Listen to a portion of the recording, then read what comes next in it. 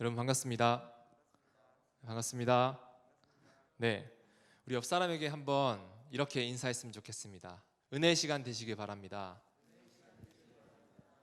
네, 오늘 목소리가 좀 크네요. 네, 또 한번 이렇게 인사했으면 좋겠습니다. 우리는 그리스도인입니다. 네, 오늘 예배 가운데 하나님이 주신 그 말씀으로 여러분들의 삶이 변화되는 그런 귀한 시간 되길 주님의 이름으로 축복합니다. 우리는 살면서 어떤 것에 소속되어 살아가죠. 가정에서부터 학교, 그리고 회사, 게임에서는 길드라는 것이 있습니다. 또 누군가를 좋아하거나 팀을 응원하는 것에서도 우리는 소속되어 살아갑니다.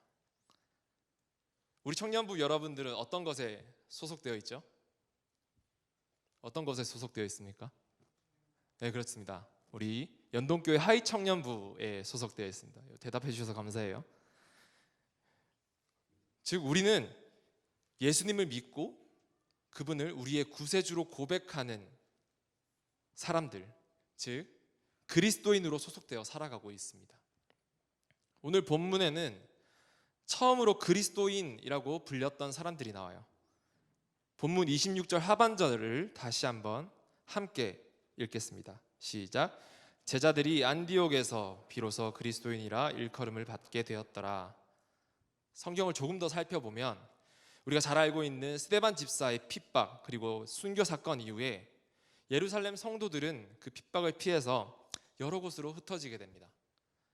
그리고 그들은 그 흩어진 곳에서 각자 복음을 전하기 시작하는데 오늘 이 안디옥 교회에도 그 흩어진 예루살렘 성도들을 통해서 전해진 복음으로 세워진 교회였습니다. 원래 유대인에게 집중되었던 그 복음이 안디옥 교회에서는 수많은 이방인들이 그 복음을 믿고 예수님을 나의 구주로 영접하고 또 변화되는 그 역사가 있었습니다. 그 소식을 들은 예루살렘 교회는 바나바를 안디옥으로 파송했습니다. 바나바는 바울과 함께 그 안디옥 교회에서 1년간 사역을 하게 되는데 많은 무리를 1년간 가르친 결과 또 안디옥 교회는 크게 부흥했고 그때 그 지역 사람들이 안디옥 교회의 성도들을 향해서 비로소 그리스도인이라고 불렀던 것입니다. 당시 그리스도인이란 말은 예수님을 믿는 그냥 그런 일반적인 지칭하는 말이 아니었습니다.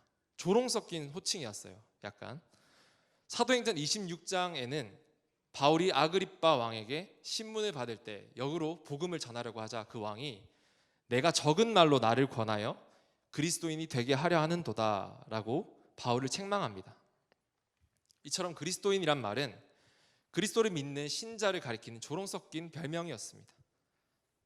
그러나 안디옥 교회 사람들은 도리어 진실된 믿음을 가지고 그리스도의 사랑을 전했습니다. 그들을 통해 조롱거리였던 그리스도인이라는 별명이 빛나고 명예로운 이름으로 변화되었습니다. 그리고 우리는 그 그리스도인이라는 그 좋은 이름을 받아서 신앙생활을 할 수 있는 것이죠. 하지만 여러분, 지금 이 그리스도인이라는 이름이 아직도 여전히 세상에서 빛나고 있을까요?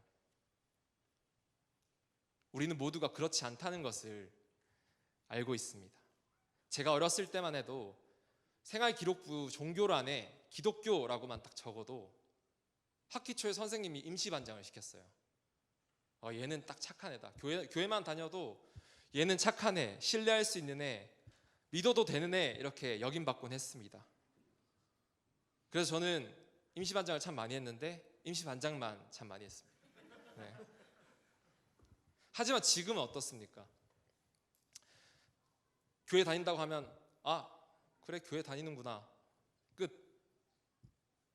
요즘은 오히려 더 이미지가 안 좋아져서 내가 교회 다닌다는 사실을 회사나 학교에 숨기고 다니는 사람들도 있다고 들었습니다. 더 이상 우리가 그리스도인 됨이 우리의 자랑이 되지 않는다는 것이죠. 어쩌다가 그 이름이 다시 부끄러워졌을까요? 어쩌다가 그 이름이 세상에서 빛을 잃어갈까요? 우리가 어떻게 하면 다시 그 이름을 명예로운 이름으로, 영광스러운 이름으로 빛나는 이름으로 만들 수 있을까요? 오늘 이 시간 말씀을 통해 그리스도인이라는 이름이 가진 그 의미를 우리 마음에 새기며 우리가 어떻게 그 이름에 합당한 삶을 살 수 있는지 고민하고 다짐하고 결단하는 시간 되길 소망합니다. 성경은 예수님을 그리스도라고 이야기하고 있습니다. 그리스도는 헬라어로 크리스토스, 그리고 히브리어로 메시아, 메시아는 많이 들어보셨죠? 메시아라고 부르는데 이는 기름 부음을 받은 자를 뜻합니다. 성경에는 기름 부음을 받은 자들이 그 직분들이 있었습니다. 선지자와 제사장, 그리고 왕이 기름 부음을 받았죠. 즉 예수님이 그리스도란 말은 예수님은 우리의 선지자 되시며 제사장 되시고 왕이 되신다라는 것을 뜻합니다. 예수님은 우리를 구원하기 위한 하나님의 뜻을 보여주시는 그 선지자로서 이 땅에 오셨고 자기 몸을 한 번에 희생제사로 드려 우리의 죄값을 대신 지불하신 우리의 제사장이시기도 하며 그리고 우리의 구원을 이루시고 보호하시며 우리를 다스리시는 왕으로 오시기도 했습니다. 그래서 우리는 예수님을 그리스도라고 부릅니다. 우리는 그 예수님을 믿음으로 그분의 지체가 되어서 그의 기름 부음에 참여하게 된 것입니다. 그래서 우리도 하나님의 부르심에 따라서 그리스도인으로서 이 세상에서 선지자, 그리고 제사장, 왕, 이 세 가지 직분을 감당하며 살아야 합니다. 우리 한번 읽어볼까요? 시작. 네, 하나님은 우리를 선지자로 부르셨습니다. 사도행전 3장 22절 말씀입니다. 모세가 말하되 주 하나님이 너희를 위하여 너희 형제 가운데서 나 같은 선지자 하나를 세울 것이니 너희가 무엇이든지 그의 모든 말을 들을 것이라. 베드로는 신명기 18장 말씀을 들어 모세가 말한 이 선지자로 오신 분이 예수님이라고 증거하고 있습니다. 선지자의 사명이 뭘까요? 선지자는 히브리어로 나비, 그리고 헬라어로 프로페테스, 신의 능력에 의해 말하다, 하나님의 계시를 말하는 자라는 뜻을 가지고 있습니다. 즉 선지자의 사명은 모든 족속을 제자로 삼아서 예수님이 그 분부하신 모든 것을 가르쳐 지키게 하는 것, 우리가 전도하고 가르쳐서 그들로 하여금 하나님의 그 뜻에 합당한 삶을 살게 하는 것입니다. 예수님이 이 땅에서 그 선지자의 사명을 감당하셨고 우리 삶에도 그 삶을 감당하시라고 명령하고 계십니다. 예수님께서 승천하신 후에 예수님이 사람들에게 복음을 전하시고 병을 고치시고 죽은 자를 살렸듯이 성령의 기름 부음 받은 사도들도 담대히 복음을 전하고 병을 고치며 죽은 자를 고치는 역사가 있었습니다. 예수님은 말씀하셨어요. 내가 진실로 진실로 너에게 이르노니 나를 믿는 자는 나의 하는 일을 저도 할 것이요 또한 이보다 더 큰 것도 하리니 이는 내가 아버지께로 감이니라.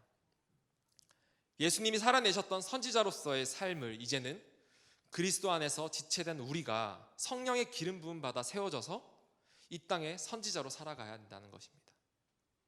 우리 두 번째 한번 읽어보겠습니다. 시작. 네, 하나님은 우리를 제사장으로 부르셨습니다. 로마서 12장 1절 말씀입니다. 그러므로 형제들아 내가 하나님의 모든 자비하심으로 너희를 권하노니 너희 몸을 하나님이 기뻐하시는 거룩한 산 제물로 드리라.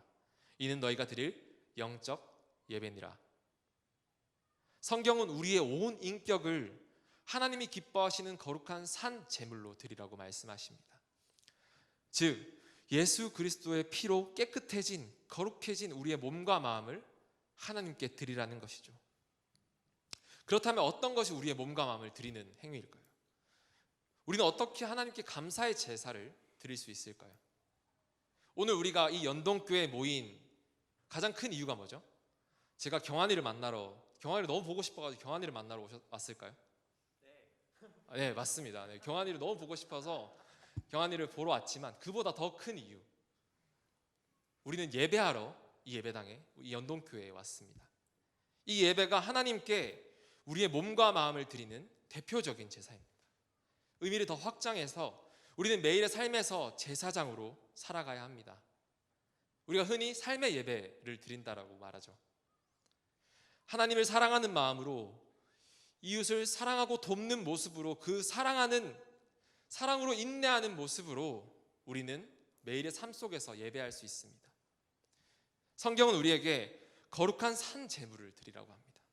우리의 본성 그대로 내 마음대로 내 멋대로 살아가는 그 옛 모습이 아니라 예수 그리스도의 피로 새 사람이 된 우리의 온전하고 새로운 모습을 하나님께 기쁨으로 드리는 것을 원하시고 계십니다. 그런 삶을 드리는 것이 우리가 이 땅에서 제사장으로 살아가는 것입니다. 세 번째는 한번 다 같이 읽어보겠습니다. 시작.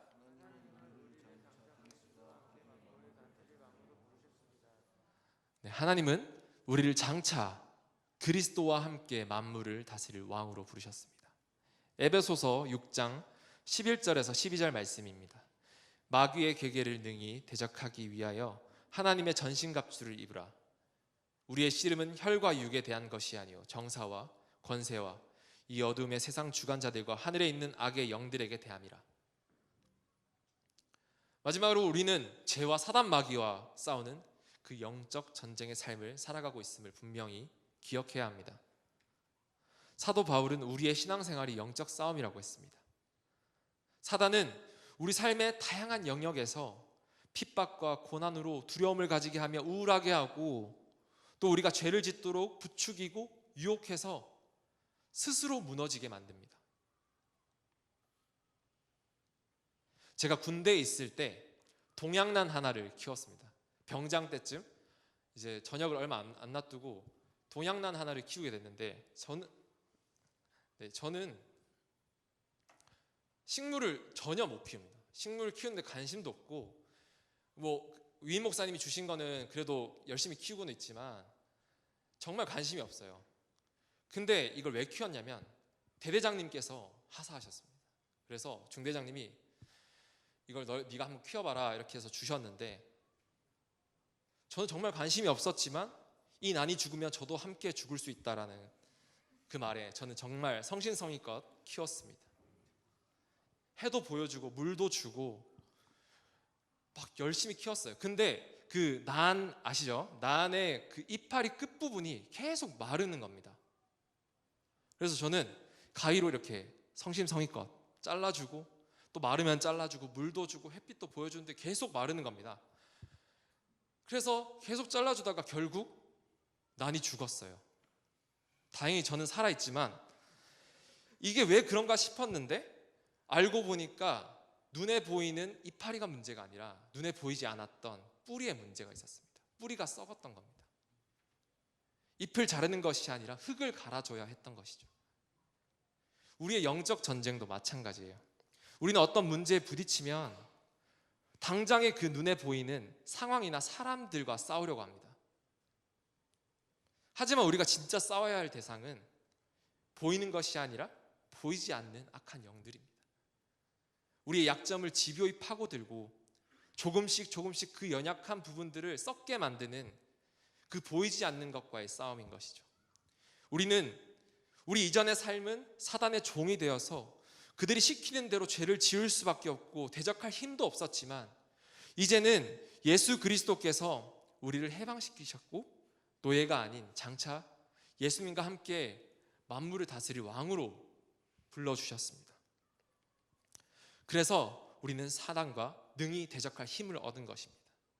우리는 말씀으로, 기도로 무장하여서 하나님이 주신 선한 양심 그리고 선한 능력으로 우리 삶 곳곳에서 벌어지는 보이지 않는 영적 전쟁에서 승리해야 합니다. 그렇게 매일의 영적 전쟁에서 승리하는 삶을 살기 위해 애쓰고 노력하는 그런 삶이 예수 그리스도와 함께 만물을 다스릴, 장차 만물을 다스릴 왕으로 기름 부음 받은 자로 살아가는 것입니다.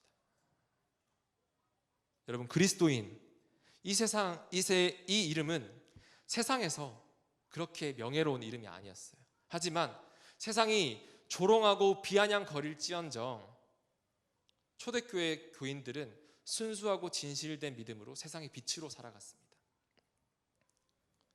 예수 그리스도의 지체가 되어 기름 부음 받은 대로 그 세상의 선지자로, 제사장으로, 왕으로 하나님이 맡겨주신 직분을 감당한 것입니다. 그렇게 그들은 그리스도인이라는 이름을 세상에서 가장 명예롭고 빛나는 이름으로 변화시켰습니다. 예수쟁이라는 말을 들어보셨을 것입니다. 믿지 않는 사람들이 흔히 기독교인들을 조롱하며 부르는 말이죠.